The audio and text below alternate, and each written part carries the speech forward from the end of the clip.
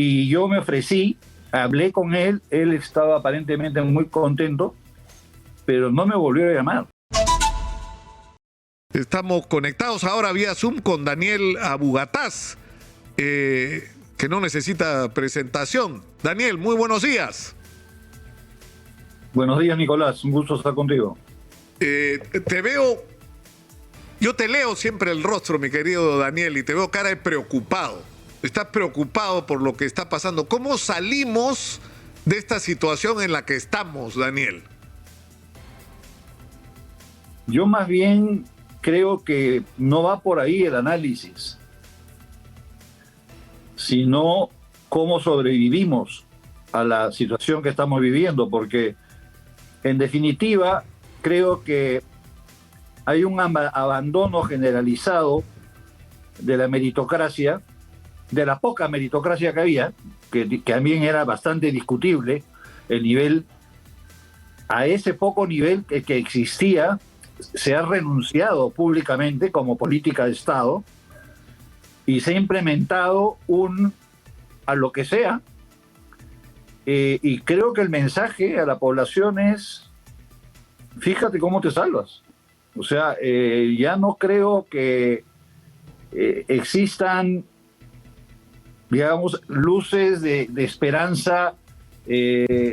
Quizá en el sector salud podamos ver algún resultado positivo si el doctor Ceballos se mantiene en el cargo, si logra superar el tema de la pandemia y enfocarse en problemas como el que hemos estado viendo. Pero fuera de eso, estamos viendo que a nivel deportivo, a nivel de políticas públicas, a mí, por ejemplo, la elección del Coyote Rivera no la cuestiono, pero la presentación que hizo el ministro, por Dios, o sea, un desastre, es un ministro de Educación que demuestra que no tiene la más mínima idea de lo que es la actividad física, ni siquiera podía formular la frase actividad física, educación física, no podía articular elementos. Es deplorable la situación, pero ahora yo creo que es un poco ya no mirar para adelante, sino mirar hacia abajo, hacia los costados, y ver cómo sobrevivimos el tiempo que nos queda, porque esto no va a mejorar. En la mejor de las situaciones no va a empeorar mucho, ¿no? Digamos, es la esperanza que podría ser, que no haya una crisis, y en eso está sustentado en que no bajen mucho los precios de los minerales, porque si bajan mucho los precios de los minerales, más la recesión que se está viviendo, la parálisis en el sector industria, en el sector restaurantes, que es más que preocupante, en el sector inmobiliario, ya pasaríamos a vivir quizá una época muy cercana a la que nos tocó vivir con Alan García, en cuanto al desboque probablemente inflacionario, cuando ya la gente comienza a deshacerse de sus propiedades, cosa que ya ocurre, ¿no? O sea, cosas que ya en este momento, te lo digo, conozco varios casos de personas que me han llamado y me han dicho: Daniel, si sabes a alguien, tengo tantas hectáreas en Pisco, tantas hectáreas en Chincha, a lo que quieran, que se la lleven. ¿Qué pasa, no? Que no da, que no rinde, que no... ¿Tú crees que ya estamos...? Todo el mundo claro, está. El problema es que, o sea, digamos, para ir en orden, ¿no? El primer problema es que, es decir, están claras las limitaciones del presidente, ¿no? Que en una definición, digamos, amable, es un luchador social que no está preparado. Él mismo reconoce, ¿no? O sea, a mí nadie me preparó para ser presidente, dice. Estoy aprendiendo a ser presidente. Sí. Eso es una discusión, digamos, pero otra distinta es la necesaria aclaración sobre el tema de la corrupción. Es decir, Karelyn López ha estado en Palacio de Gobierno y es una persona que está vinculado, o sea, ¿qué es lo que hace Karen López? Negocios, hace que las empresas ganen licitaciones, ¿no es cierto? Y Bruno Pacheco ha sido denunciado hasta por cobrar por los ascensos, cobrar por los nombramientos. Dicen que hasta ya me parece un exceso, pero ya a estas alturas uno puede creer casi todo, que hasta por las reuniones con el presidente, hasta reunirse con el presidente tenía un precio. Entonces la pregunta es cómo ha permitido el presidente que eso ocurre y si la responsabilidad la alcanza a él o no. ¿Tú qué piensas? Sinceramente. Mira, o sea, ¿tú crees que el presidente es una persona tremendamente ingenua o que el presidente sabía lo que estaba pasando y era parte? Mira, yo te quiero contar la experiencia personal que tuve con él, donde yo fui bastante claro y directo en la prioridad que tiene que tener la lucha contra la corrupción, cueste lo que cueste y con las medidas draconianas que hay que tomar, sean llamadas de Khomeini o como las quieras denominar, pero que el Perú tenemos que tomar medidas draconianas. Y no me volvió a llamar. Entonces, mi lectura, yo creo que tengo una carta de presentación de que no me caso con la corrupción, nunca me he casado ni me casaré con la corrupción. Y yo me ofrecí, hablé con él estaba aparentemente muy contento, pero no me volvió a llamar. Entonces significa que algo de lo que yo le dije, o la lucha contra la corrupción, o las políticas públicas que hay que implementar, o la necesidad de tener un gabinete variopinto, por llamarlo de una manera, abierto, que le dé seguridad a la población. Entonces, a mí ya me da que pensar que evidentemente él no tenía por qué confiar en mí. Yo no exijo que confíe en mí, pero si has ofrecido y creo que tienes una cierta credibilidad, tienes una trayectoria y rechazas un apoyo de esa naturaleza, es porque tienes otras intenciones. O sea, sí, es muy simple, no hay que ser matemático ni Einstein para... No, esta persona, ¿qué es lo que pasó? Por las mismas razones que me alejaron a mí Ollanta Nadine, ¿no? O sea, en buena hora, gracias a Dios. Ahora, si tú vas a enfrentar una lucha abierta contra la corrupción, no, ese señor no me conviene porque yo estoy por ahí coqueteando con la corrupción. Ahora, ¿no? ayer Jorge Nieto... Mira, Jorge Nieto ayer, lo entrevistamos extensamente, ha dicho dos cosas, ¿no? Que creo que son importantes. Uno, la necesidad de que se clarifique, se transparente todo este tema de si hay un compromiso o no del presidente con lo que son claramente actos irregulares e incluso de corrupción que han ocurrido en el propio Palacio de Gobierno y en los que está involucrado, según la investigación de la Fiscalía, Bruno Pacheco de manera directa. Eso es lo primero. Pero lo segundo que dice Jorge Nieto es que estamos en un punto en el cual el Perú necesita un acuerdo, digamos, él no lo dijo en esos términos, pero un acuerdo como de centro-izquierda para gobernar el Perú y que recoja gente no en función de los cubileteos parlamentarios, sino en función de la gente más calificada para conducir cada área referida al aparato del Estado. Y que en esas circunstancias, por ejemplo, Nieto decía, yo estoy dispuesto a comprarme ese pleito, si fuera así. Ahora, ¿tú estarías dispuesto si se produce un giro en ese sentido? Mira, yo ya lo dije en una oportunidad, lo reitero ahora, pero honestamente lo veo muy difícil.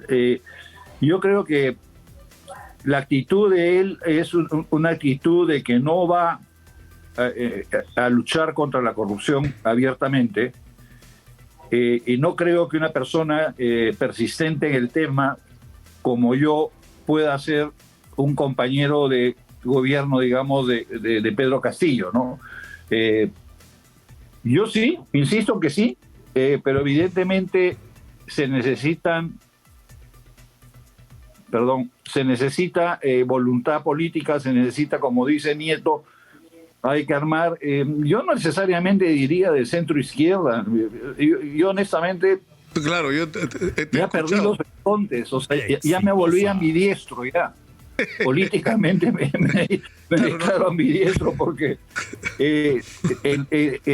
estamos viendo en la izquierda tanta corruptela o más de la que nos brinda la CONFIEP y todos sus allegados, que son los representantes de la derecha. Entonces, creo que más bien, como tú señalas, hay que buscar un grupo de ciudadanos de bien que quieran poner el pecho por el Perú, que el presidente esté dispuesto. El problema del presidente, creo yo, es que pueda sentirse opacado, ¿no? Tú le pones un nieto de premier al presidente y en 3 semanas el presidente ya el sombrero le llega al piso. Ya no lo vas a ver, presidente. Pero le haría bien. O un Daniel Abugataz de presidente del Consejo de Ministros. O sea, porque si le va bien a su presidente del Consejo de Ministros, le va bien al gobierno, el gran beneficiario es el presidente, ¿no? Eso es lo que él necesita. Él necesita pasar a la sombra un tiempo, establecer políticas públicas, 5 políticas públicas y que se pongan de acuerdo todos con el Congreso de la República, ejecutarlas, implementar un control del Ejecutivo exhaustivo, profundo, de las personas que manejan los recursos públicos. No seguimos cometiendo el mismo error. Se siguen nombrando 3 personas a dedo para que decidan compras de 300, 500, 1.000 millones de... Cuando existen sistemas simples, reales, la subasta inversa holandesa, que es abierta al público, transparente, que puede estar transmitida por Canal 7 o por los canales que quieras, donde ya no cabe, donde la además, corruptela. Claro, ¿no? Donde además, Daniel, hay propuestas increíbles. Por ejemplo, el otro día Polo Monzón ha estado acá, que es un especialista, un promotor de inversiones, y él decía, tenemos que desburocratizar, porque una de las...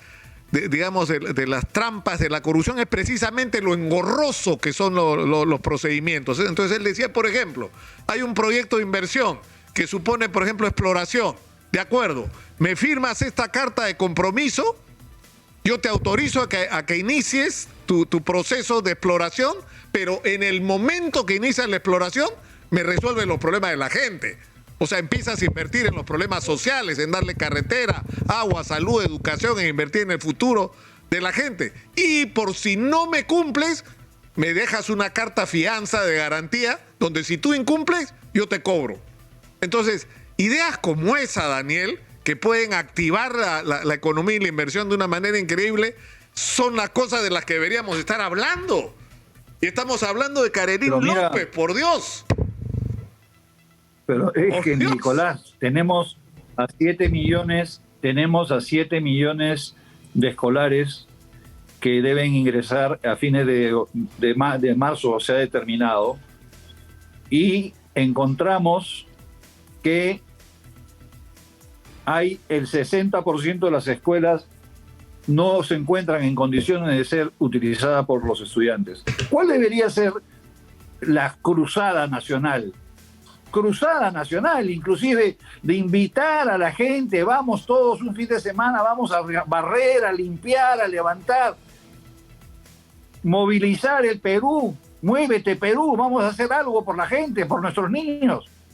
Pero estamos hablando de Pacheco, estamos hablando de esto, estamos hablando del otro Pelmas de Huancayo, pero hay una cosa más, Daniel, hay una cosa más en todo esto. O sea, es obvio que ha habido un acuerdo para que la moción de vacancia de Pedro Castillo no se admitiera a debate en el Pleno. Y lo que dice Jorge Nieto, lo que dijo el día de ayer, ha habido un acuerdo pues abajo de la mesa, ¿no es cierto? ¿Y cómo compensas esos acuerdos abajo de la mesa? Yo te salvo de que esto vaya a debate en la vacancia, pero tú me tienes que dar ministro o posiciones en el aparato del Estado. Hay que acabar con eso, hay que transparentar la política. Es decir, ¿por qué no es posible un acuerdo entre el gobierno y Acción Popular, Alianza para el Progreso, Somos Perú, Los Morados, hasta Podemos o quien quiera entrar, ¿no? A un acuerdo no en base a repartirse ministerios, sino a, como tú dices, establecer líneas de política de acción en la que todos estamos de acuerdo en qué es lo que hay que hacer para transformar el Perú, en vez de estar haciendo la política escondida, ¿no? Es justamente porque siempre va a ocurrir algo oscuro atrás de una componenda, ¿no? Ahora el presidente logró salvarse de la vacancia y eso le ha costado mantener o nombrar determinadas personas en el gabinete, y cada cosa que van haciendo, ahora viene la elección de los tribunos. La elección de los tribunos históricamente son el negociado más grande que puede haber en la política. Cada partido termina teniendo su propio tribuno. Y yo he participado en 2 negociaciones. Y te lo digo, nosotros también nos dieron nuestro tribuno. Ya, ¿cuál quiere el Partido Nacionalista? Ya, yo quiero fulano. La señora Ledesma, por ejemplo, está ahí por el Partido Nacionalista. Y eso no puede ser. Pues eso está mal. O sea, yo te lo digo, lo he participado y reconozco, está mal. No se puede elegir así a un miembro del Tribunal Constitucional. Claro, pero bueno, yo voto por el como tuyo te digo, si tú votas hay por el tantas mío. Cosas mal. Perdón. ¿Qué? Perdón, te perdí. No, yo voto por el tuyo y tú votas por el mío. Eso es más o menos la transacción, ¿no? Así es. Ahora, Daniel, ¿sabes cuál es la tragedia? Es decir, tenemos en estos momentos delante nuestro la más grande oportunidad de la historia del Perú. De la historia del Perú. Un amigo que nos mira, peruano que nos mira desde Europa y que es especialista, es un hombre metido en temas importantes en el mundo, me decía: Nicolás, va a entrar plata al Perú como nunca ha entrado en la historia republicana. ¿Por qué? Por el tema del que habla Waldo Mendoza, ha hablado durante años, el precio de los minerales. O sea, está disparado y el disparo va a seguir por varios años. Nunca vamos a haber visto tanta plata. Entonces tenemos que estar listos para eso. Primero para que venga, ¿no es cierto?